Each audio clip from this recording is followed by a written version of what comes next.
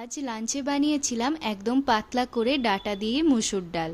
গরমের দুপুরের জন্য এই রেসিপিটা কিন্তু একদম পারফেক্ট। প্রথমেই আমি কিছুটা মুসুর ডাল নিয়ে খুব ভালো করে পরিষ্কার করে নিয়ে একটা প্রেসার কুকারের মধ্যে নিয়ে নিয়েছি। তার সাথে পরিমাণ মতো জল দিয়েছি, একটা টমেটো দিয়েছি, সাথে দিয়েছি পরিমাণ মতো নুন, হলুদ আর অল্প একটু সর্ষের তেল। এবার প্রেসার কুকারের ঢাকনা লাগিয়ে 3টে সিটি দিয়ে নিয়েছি।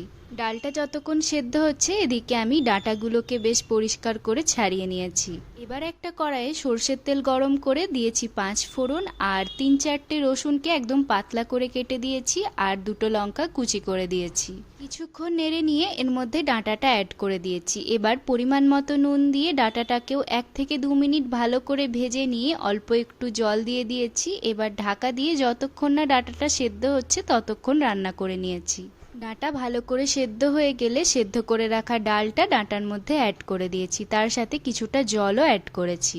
সব কিছুকে ভালো করে মিশিয়ে নিয়ে আরও 2 থেকে 3 মিনিট ভালো করে ফুটিয়ে নিলেই আমাদের ডাঁটা দিয়ে মুসুর ডাল সার্ভ করার জন্য একদম রেডি। গরম গরম ভাতের সাথে এই ডাল আর সাথে একটা মাছ ভাজা বা অন্য কিছু একটা ভাজা, ব্যাস আর কিচ্ছু লাগবে না। তোমরাও বাড়িতে বানিয়ে জানিও তোমাদের কেমন লাগলো। টাটা।